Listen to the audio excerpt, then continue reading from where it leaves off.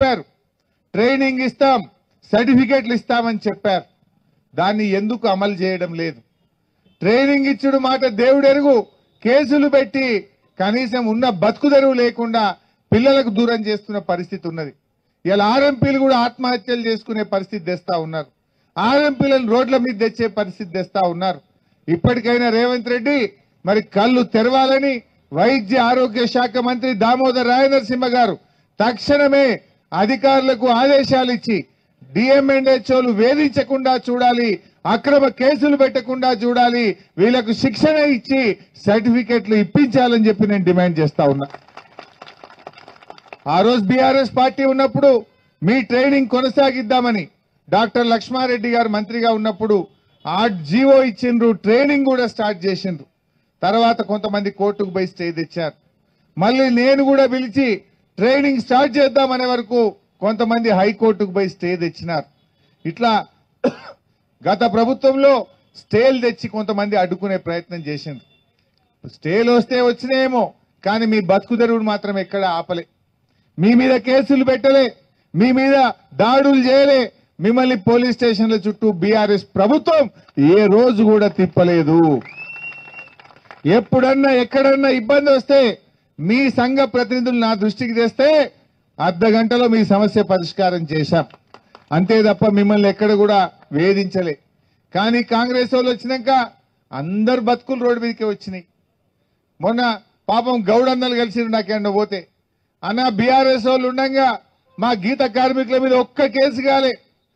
ఏందో ఏమో ఈ కాంగ్రెస్ వచ్చినాక మొత్తం మా చెర్లపల్లి జైలు ఒక బ్యారక్ నిండా మా వాళ్ళే ఉన్నారంటున్నారు. చెంచల్ కూడా పోతే బ్యారక్ నిండా మా గౌడన్నల్నే పెట్టిండ్రన్న, లేని కేసులు పెట్టున్నారు, మమ్మల్ని సతాయిస్తున్నారు, మా గీత కార్మికుల పొట్టగొడుతున్నారు అని చెప్పి గౌడన్నలు కూడా మొన్న నా దగ్గరకు వచ్చి చెప్పుకొని బాధపడ్డారు. అంటే ప్రతి ఒక్కరిని వేధించుడే, ఎవరిని విడిచిపెట్టలే. ఈ రాష్ట్రంలో రైతుల ఆత్మహత్యలు, చేనేత కార్మికుల ఆత్మహత్యలు, ఆటో డ్రైవర్ల ఆత్మహత్యలు, లాస్ట్ కు హైదరాబాద్ లో బిల్డర్ల ఆత్మహత్యలు కూడా జరుగుతా ఉన్నాయి. ఏం ఉద్ధరించినవు? ఏ ఒక్క హామీ అన్న అమలు చేసినవా? 6 గ్యారంటీలు 13 హామీలు అంటివి. మొదటి హామీ మహిళలకు ఇచ్చే 2500 మహాలక్ష్మి అమలు కాలే.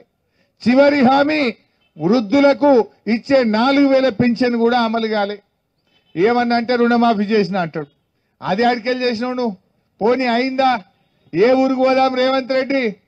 నేను ఏ ఊరికన్నా ఈ రాష్ట్రంలో పోదాం, మొత్తం మంది రైతులకు రుణం మీ దాంట్లో అయినా అదే అందరికీ సగం మంది ఉంటారు ఇట్లా కానోళ్ళు. ఏడవైనా కాలే.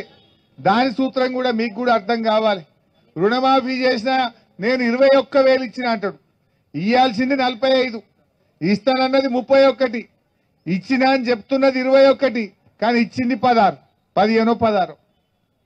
ఏ ఊర్లో రాలే. ఇదంతా మోసం. ఆ 15, 16 ఏం చేసిండు తెలుసా మీకు? వానకాలం రైతు బంధు ఎగబెట్టిండు. వానకాలం రైతు బంధులో 8,000 కోట్ల రూపాయలు రైతులకు కేసీఆర్ ఇస్తుండే. వానకాలం ఇచ్చు, యాసంగి ఇచ్చు. వానకాలం రైతు బంధు ఎగ్గొట్టి ఆ 8,000 తెచ్చిండు, రుణమాఫీకి ఇచ్చిండు. రెండవది ముసలోళ్ళకి 2,000 పింఛన్ ఇస్తే నెలకు 1,000 కోట్లు అవుతాయి. ఈయన 4,000 ఇస్తా అన్నాడు. 4,000 ఇయ్యలేగాని 2 నెలల పింఛన్ ఎగ్గొట్టిండు. అంటే అవి 2,000. ఆ 2,000 ఇటు మళ్ళీ ఇచ్చిండు. వృద్ధుల పింఛన్ 2,000 ఎగ్గొట్టిండు, రుణమాఫీకి కలిపిండు. వానకాలం రైతు బంధు ఎగ్గొట్టిండు, 8,000 ఇటు కలిపిండు. కేసీఆర్ ఉండగా బతుకమ్మ చీరలు, రంజాన్ చీరలు, క్రిస్టమస్ చీరలు వచ్చు. అవో 1,000 కోట్లు ఎగబెట్టిండు, దాన్ని ఇటు మలిపిండు.